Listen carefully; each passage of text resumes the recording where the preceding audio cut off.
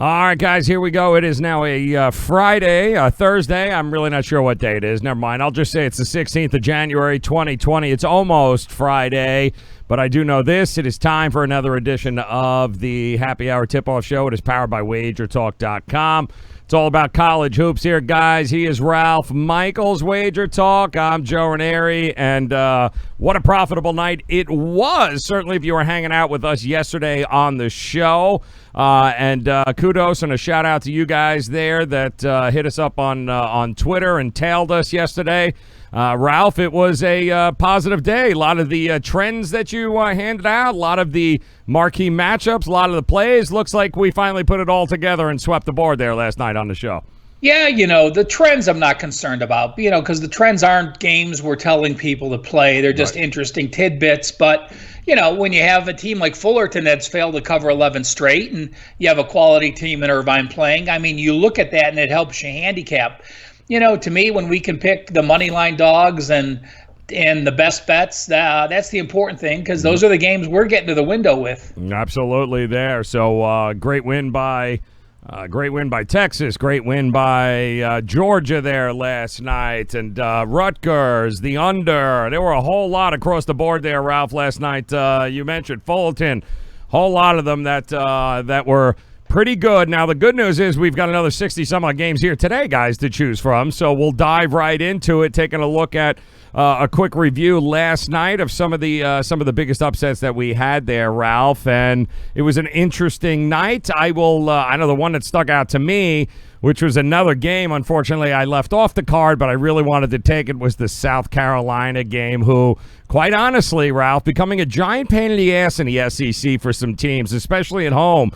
You can't sleep on this South Carolina team, taking care of Kentucky. Buzzer beater shot, 81-78, game over, and Kentucky blew a 5-point lead late in that game. Carolina mightily, and they're just a team that, again, you beat Virginia, you beat Kentucky, and then you lose to Stetson and you lose to Boston University. So, Frank Martin's squad is about as inconsistent as any. So, that's what happens though when you have a freshman point guard. Yep. And Jermaine Couisnard is there, and when you have those freshmen that are trying to play, you're going to have some good games, you're going to have some bad games, and that's the inconsistency of the Gamecocks. Yeah, no problem of them getting up for that game at all. And how about Seton Hall last night, Ralph? First half, right? Butler goes in at home, takes it to him in the first half, and then our guys, Mile Powell, took over. The best player on the court, exactly kind of how we laid it out last night, and said, when you got the best player on the court, kind of hard to lay 4.5, 5 when you know he's going to be lurking in the second half. Well, having the best player on the court with a top 10 defense, yeah, that helps. And that's it. Seton Hall, while the pace was there, you look at pace of play. You give up 70 when you're moving fast. Butler had to try to keep up with Seton Hall, and that's what happens often is that the better team that night controls the pace. Seton Hall was able to control the pace because when Butler controls the pace, the games are in the 60s. I thought that would be a lower scoring game, but Seton Hall pressed it, and Butler had to press their tempo as well. Yeah. Also, some big performances last night, and one of the games Ralph was very high on too. And the kid delivers again. Marcus Carr of Minnesota taking down Penn State at home, Ralph. That line, everything about that game was a little strange here. Thought it should have been a few extra points, but it was 2.5. But this kid, Marcus Carr, it's not the first time we've heard his name here before. Yeah, it's a game that I gave out to my customers. It was one of those bittersweet days for me because I go 3-1. Very happy with the 3-1 performance, but lost the totals play, which was on Texas and Oklahoma State for those, just so you know. And, I'll take a 3-1 day every day of the week. But for those people that just got on and bought the one play, they had an 0-1 day. And, Joe, that's why we talk about those 7-day packages. And, at Sports Memo, you guys have a special this week. $59 for 7-day all access. Yep. Well, you're silly not to buy a 7-day all access and get all those plays instead of just 1 or 2 plays that are posted on the daily packages. So again, a bittersweet 3-1 for me. And yeah, Minnesota was one of those games on my card. I think the Big Ten has the strongest home courts, and really you could take advantage. We see Maryland, they covered against Wisconsin, but they're 0-4 on the road. We see Rutgers continue to win at home. They're undefeated at home in conference play, knocking off Indiana last night. So clearly, when you get these Big Ten home teams in a short price, it's something you have to keep your eye on. And, Marcus Howard, not the first time we see his name. They did a hell of a job and 35 points in 38 minutes. And, then some smaller schools and, Sergio Darkwich from Maine, they only played Mass Lowell, but, 36, 9, and 10, is my kind of line right there. Yeah, absolutely. And it was a good night around the horn, and there were, of course, some big totals covers there.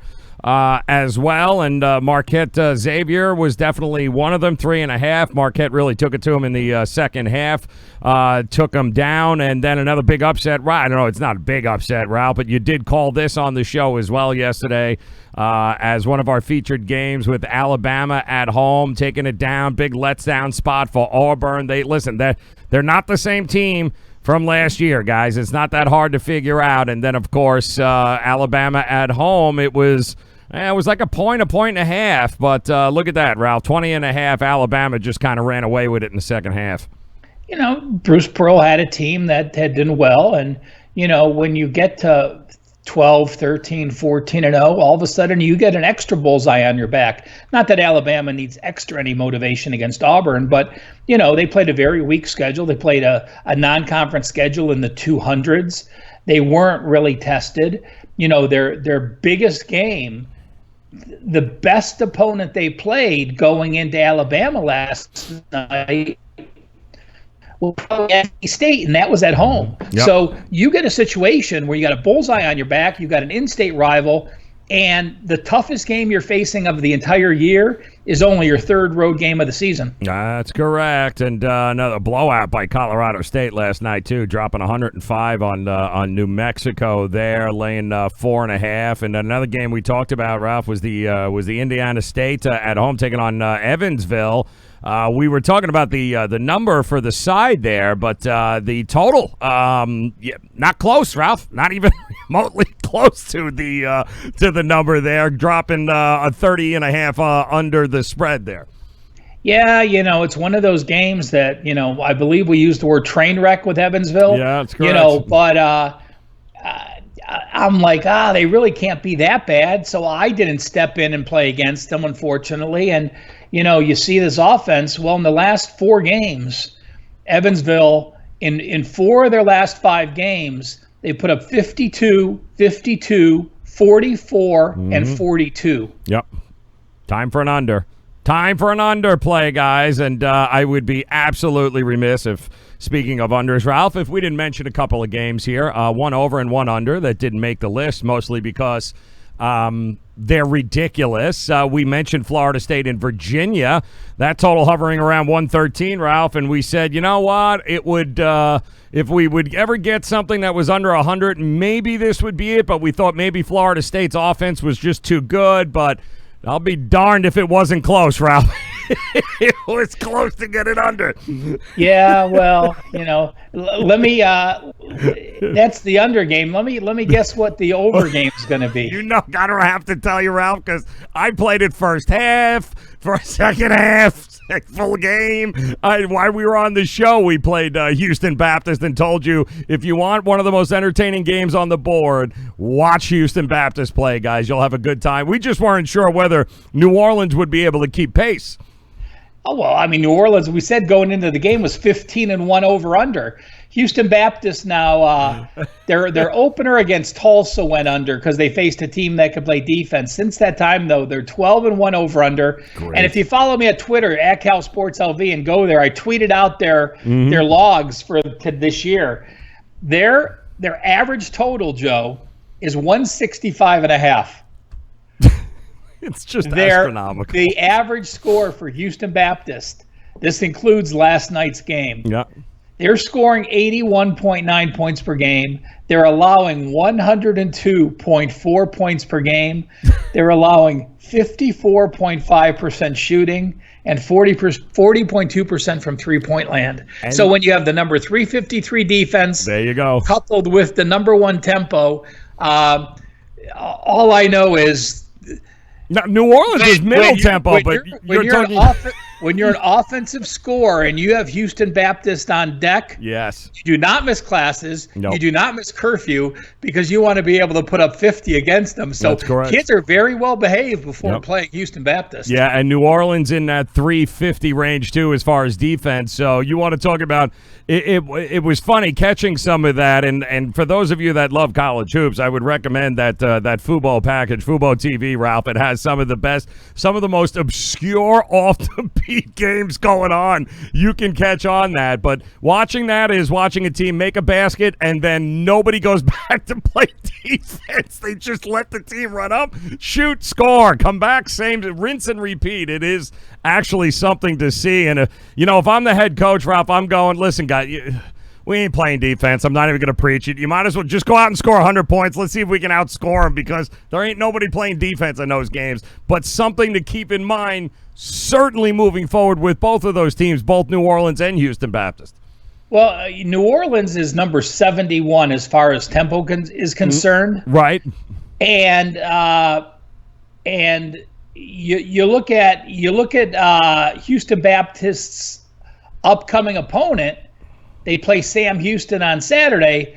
Sam Houston is quicker than New Orleans was. Their tempo's number 57, and their effective field goal percentage from three-point land, they're number 15 in the country. So we're going to see some threes jacked up. Yep. Let's see. One team is number 3 in the country shooting three-pointers.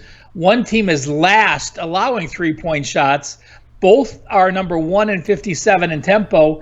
I'm going to guess we're going to see another 175 total on those two teams. Bet your ass we are. And it's just getting started, guys. It's going to be a lot of fun. We do have, again, big card here tonight. A couple of marquee matchups that we'll go over. We'll take a look quickly at the market space. But, Ralph, some trends and angles for the day here. What did you come up with? Well, Tennessee Martin, 16-2 over-under. Another one of those teams with tempo offense and little defense. North Florida team, on one of the added games, but on the road. A lot of times we see teams with good home records, but on the road, North Florida now 13-1 against the spread. They covered 13 of their 14. Winthrop, 9 straight covers on the road. Old Dominion, a team with no offense, good defense, and slow tempo. 6-21 over-under their last 27 games. And one of our featured games, I'll just mention that Colorado, not one of the best, but they're 6-19 over-under on the road. We'll be talking about them in Arizona State a little later. Yeah, a couple of interesting Pac-12 matchups here on the card tonight, Ralph, as I'm looking here across it. I can tell you one game that popped out to me, some interesting money traveling towards the away team here. The dog in this one, Ralph. How about Washington at home taking on Oregon State? The Beavers playing some pretty good basketball. Opened up at Washington, laying 4.5. Ralph, it's since moved to 3.5. I'm seeing close to a couple of threes out there too. A lot of love for Oregon State here. Been playing well over the last couple of weeks. Yeah, well, you look at Washington. And, people remember what they did last year, but their lineup now, Washington's lineup is 4 underclassmen. You have 2 sophomores, and hence, you look at their last 5 games, losses to Houston, UCLA, Stanford, and Cal. Those aren't the cream of the crop in the Pac-12, and then they have a home win against USC. So, we saw them play a mediocre schedule early. Had a good win against Baylor, but besides that, we're seeing them really struggle this year. Yeah, it's another one out there, Ralph, a team that you and I have talked about before and have certainly backed and profited from. How about, because I'm looking at this and it seems to be Yeah, it opened up at 3.5, and I'm now seeing 5.5s out there, Ralph. And it's Pacific on the road taking on Portland U. Now, Pacific's another one of these teams out there, Pepperdine, Pacific. They can play some basketball, Ralph, and they're getting a lot of love as a road team here tonight against this Portland team. Well, nothing wrong. For those that don't know, the NBA great Damon Stoudemire is their head coach. Yep. And, he's been there now. This is his 4th year. So he's got him playing well. They're 14-5. A loss to San Fran, I have no problems with that. A loss to Irvine on the road, no problems with that. A loss to Boise in 3 overtimes.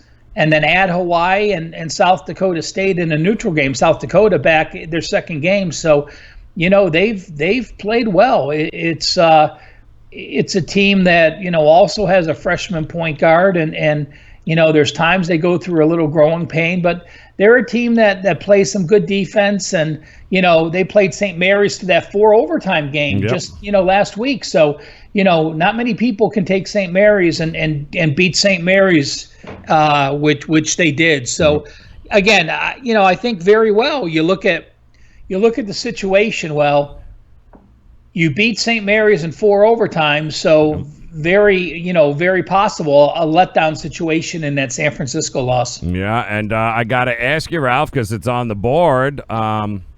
Cleveland State getting 15, Ralph, against Wright State there, man.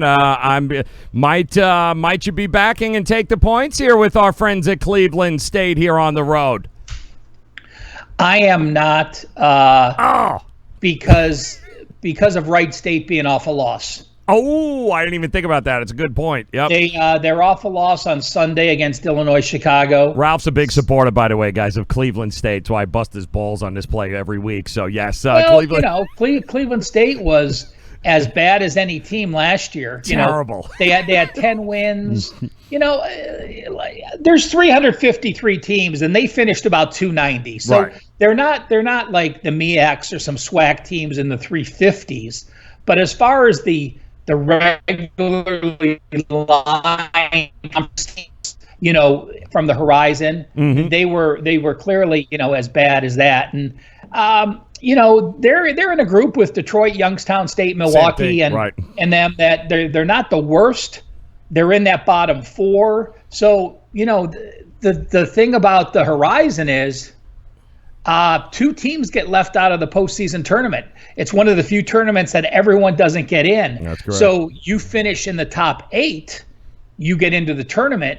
You finish 9 or 10, you're sitting out. So, when they're grouped in that bottom 4, there's a hell of a lot more motivation than some other conferences where everyone gets in and you just try to play your best getting into March. Here, you have to make sure you're in that top 8 to be able to get that opportunity. Love it. All right, Ralph, the dog alert here is it's barking here tonight on some of these games, some of the lines. And, again, we got a couple of marquee matchups we'll talk about, Ralph. But was there a game that stuck out to you here where the dog could very well be barking? Yeah, there's a couple dogs I like, and I am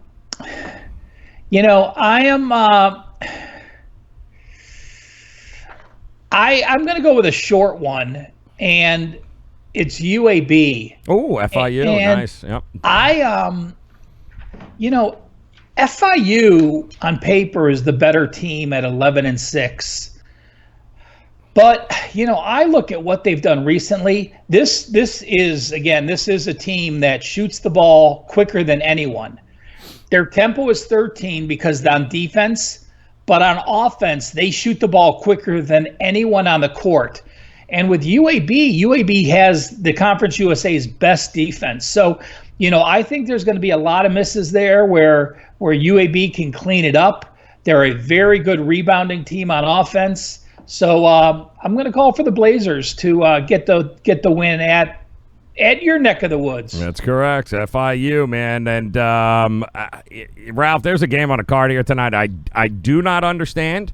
And the simple fact is neither of these two teams has been playing great lately. They've both been certainly struggling to score. So Why in the world would Utah be getting 13 points on the road against Arizona here tonight is beyond me. And I like Utah. I've backed them a whole bunch of times this year. They did lose to an Oregon Ducks team, which they always lose to there a couple of games ago there, but they did challenge in that game. And listen, their defense, you can say what you want about Utah. When they're not shooting, they do play defense. They do keep games close. Arizona, too, is another one of these teams has not been playing well. They scored only 65 points in their last game. So, the lack of scoring from Arizona's standpoint is going to keep Utah in this game, especially with the way they play defense. Plus, Utah 10-4 against the number in the last 14 road games.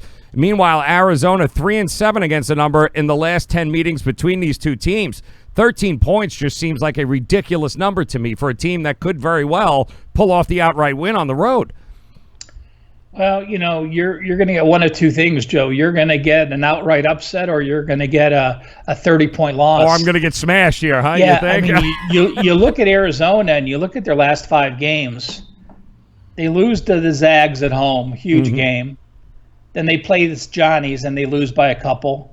Then they beat their rival by 30-something. Then they go to Oregon, go into OT and lose. And then I think you have the hangover effect. And you have that a lot. You play those Thursday, Sunday games in Oregon. You play an overtime game against a team you think you could beat. And then, you fall flat on your face Sunday afternoon playing 36 hours later. So you have more guts than I do going against Arizona because – like I said, they're either going to come out flat or they're just going to lay it on this team. We'll see which one. So as your best bet or your dog, hopefully it's the coming out flat part. I do have a situation, Joe. Sure. And I tweeted this out earlier. So I believe you retweeted it. I don't even know if you read it. But I'm going to ask the question. Shoot. And I want our viewers to think of a percentage in their head what they think it would be. So you're a favorite tonight. Both you and your opponent have a win percentage of 80% or higher. So you're both very good teams. And as a favorite, you are off an away win of 20 points or more. Okay. So think in your head, what percentage do you think that team covers? You're off an away win of 20 points. You're a favorite this game. Okay. And both you and your opponent have a win percentage of 80% or more. I'd want to say close to what, 50% of the time? Well, it applies to Gonzaga. Oh, God. And Santa Clara tonight. Okay. And that's a huge spread, the favorite, like Gonzaga, off a big win like they are against Loyola Marymount. Okay. 27% against the spread going back 2006, 18 years. Going 18 years, damn. 23, really? 62, and 1 against the spread. That's just something to think about when you think you have a team coming off that big win, that big easy win on the road, and you're playing a quality foe. Now, Santa Clara is a team I like. All 5 starters back. They disappointed me. They disappointed me in a game at San Francisco, I believe. Yes. But what do? They just come back and they knock off St. Mary's. So right. They're a legit team with 5 returning starters. I think they're 15-3. So just an angle or a system people can think about. And, I'm not saying to fade the Zags, but I want our viewers to realize, think it through in your head. Well, 2 very good teams. One of them's off a blowout road win. That's a normal fade situation now. We know from what the details tell us. And again, you have a sample size of over 100 games. We have a sample size since 2006. So to me, it's one of those that clearly makes sense. I'm not going to play it today. I was close. Like I said, I like this team a lot, this Santa Clara team. But you're also looking at Santa Clara is on their 3rd straight road game and off that upset of St. Mary's. All right, so and it's going to be interesting to watch this here, guys, because that's a lot of experience on that Santa Clara team to not be able to show up here and there, especially in games like this against the Zags. All right, Ralph, couple of primetime games we got here going tonight. We'll start on the East Coast here, the early game, and I looked at this one a lot. And I'm going to be interesting to see exactly where you're going to head here, because Cincinnati is going to be on the road taking on this Memphis team. Now, the Mick Cronin days of the Bearcats, Ralph, they've never lost more than 7 games. We know, and, well, poor Mick Cronin has got his hands full now here. They've already got 6, Ralph. This is not the kind of season that Cincinnati basketball is generally used to. The defense is good, but the offense, obviously, new system, new coach. The results just haven't been there. And then, of course, you've got they still got Cumberland, but going on the road, taking on this Memphis team, man, all the Wiseman stuff, it's, this team has finally been able to clear the air. They're 4.5 point favorites at home here, Ralph. How do you see this game? I see it through my ticket that I bet, Joe. Ooh, okay. So I am going to double dip here. I love it. I will skip the best bet segment by saying I use Cincinnati and I released it to my customers. Wow. All right. Basically, I'll just read what my write-up was. And, Memphis was picked to win the ACC, but that was with Wiseman in the mix. Tigers got off to a 12-1 start, but played the number 172 schedule. The Tigers starting lineup has 3 freshmen and 2 sophomore, and they're going to struggle against this Bearcats defense. Besides Wichita, this is the best D that Memphis has faced. Memphis's best player is Precious Achiuwa, 6'9" center, but Cincinnati's front line has 2 7-footers to stop them. Then I look at the Bearcats side. Yes, they started off the season 8-6, but they are learning schemes as well. They went from being one of the slowest paced teams in the country at number 338 to being a 125 tempo team under John Brannon, the former head coach at Northern Kentucky. They're still playing elite defense. Best player on the court is Cumberland. And I think they get it done. I think these young Memphis kids, we're going to see them struggle against some quality foes down the stretch. All right, game number 2 here on the card, Ralph. Oh, wait a minute. I want to hear your opinion on the game. I'm looking at – listen, I don't know. I looked at it, and I'm like, it's not the same Cincinnati team, but I happened to watch that Wichita State game against Memphis over there, and – Memphis without Wiseman, it's just, I think they're going the wrong way. I do think this is a prime spot. Take the points with Cincinnati. I do think I like Cumberland. I like him a lot. I think he's the kind of player that obviously can deliver in a big moment like this, a big road matchup. I do like the points. I think it's too many. I think this game's a little bit closer than that. But I do think Memphis is a little overvalued in this spot. So I definitely lean Cincinnati with you in this spot. Give me the points all day long. I just don't know whether or not with the defense we're going to get to over 142 points in this one, Ralph. Yeah, like I said, I like the matchup of the Cincinnati 7-footers against their best player. And, you look at Memphis's guards. They're 5'9" and 6 foot. And you're dealing with the Cumberland brothers who are 6'3" and 6'5". Yep. Been there, done that. Yeah, it's going to be a good game tonight, too, and I think it's I don't want to say back against the wall, but I think the Tigers definitely need this one to keep pace in the conference. And here we go to another very unpredictable conference here. The Pac-12 is just it's got some great games on the card here tonight, including Colorado and Arizona State here in this matchup. Arizona State 10-6. This is their first home game in the Pac-12 play, Ralph, which is just hard to believe. First game at home, Pac-12 in the conference. 1-2 conference, 6-1 at home all season, Ralph. They're 8-8 against the number. They have covered the last couple of games, and meanwhile, Colorado 13-3, a team we've talked about. They're 2-1 in the Pac-12. They got home wins over Oregon and Utah. However, they're not great against the number, 8-7-1 against the number, and they're 1-1 in true road games. So something's going to give here tonight, Ralph. Who do you like better in this matchup? I lean Colorado, but I didn't get to the window for several reasons. If you remember, these two played back on November 8th in China, and Colorado won that game 81-71, and it wasn't even that close. I think Colorado had a 14-point lead or something at halftime, 15. Arizona State made a quick run to get out, and then Colorado dominated the rest of the way. But the thing to remember in that Colorado game was that Arizona State had 3 players suspended, including their 2 best big men, Romello White and Tashawn Cherry. So they were very, very undermanned. And, I played against them in that role. But, I still look and, they're playing better. Colorado has their issues, as you said, getting productive scoring consistently. But I do like this Colorado team. I think they're playing very good defense. When they have an offense that gets going, they can beat anyone in the country. But we saw them at Oregon State lose at home, Northern Iowa lose at home.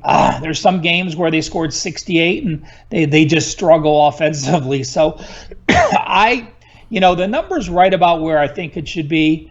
But to me, the eye test still says that the Buffs are the better team. I think they're the better team. I think the first game at home here is something to keep in mind too. There, Colorado, we saw them right. Colorado State was their was a big win on the road there. I think this is a big challenge for them in the Sun Devils. I think Arizona wins the first half in this game, so I would lean Arizona as a pick'em in the first half, Ralph.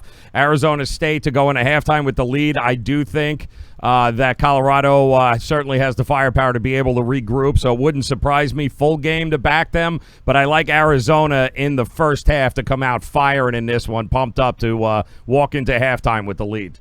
Well, again, we talked about Auburn and only playing their 3rd road game. This is Colorado's 3rd true road game. They lost by 14 at Kansas. Again, nothing wrong with that. And they beat Colorado State by 8. I don't think they covered that game on the road. That was back on December 13th. Right. So December 13th was their last road game, and it is now January 16th. So in a month and a couple days, they have not traveled to play a true road game. No, it's and keep that in mind, guys. We've seen how that home road dichotomy here thus far in the season has proved to be very profitable, backing some home teams along the way. So, all right, best bet time here, Ralph. Where are you going tonight here? I know you said you're double dipping. Might it be Cincinnati in this one? Yep, yeah, it's good. It's the Bearcats. Like I said, I got to the window with it. It's just about to go out to my customers and go out to Wager Talk All Access customers. So I'm in with both feet. I'm going to go the Colonial here, Ralph. How's that, huh? Throw that in the left field for you. I'm taking William and Mary here tonight, taking down a Delaware team on the road.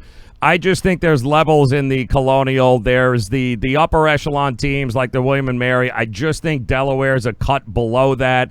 They're 13-5 on the season. They're 5-0 in conference play, William and Mary. They just took down the other big house in the Colonial, Hofstra. They just took them down.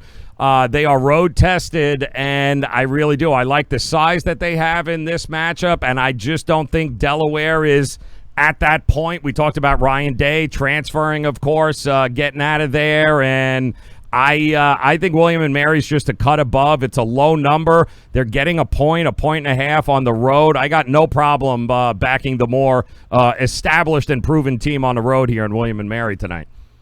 Thanks for reading my email, Joe. What email? What are you talking about? Is that what you got tonight? What do you got? What did you send me? Did you send something? That's one of my plays too. Oh, for Christ's sake! Well, let's stop telling me that, will you? Let's go. So, all right. So Cincinnati, you take William and Mary. I will say, let me just add. Go ahead. Like you said, they're 5-0 in conference play. Right. You look at their conference; they're the number one most efficient offense, the number one most efficient defense in the conference. Right.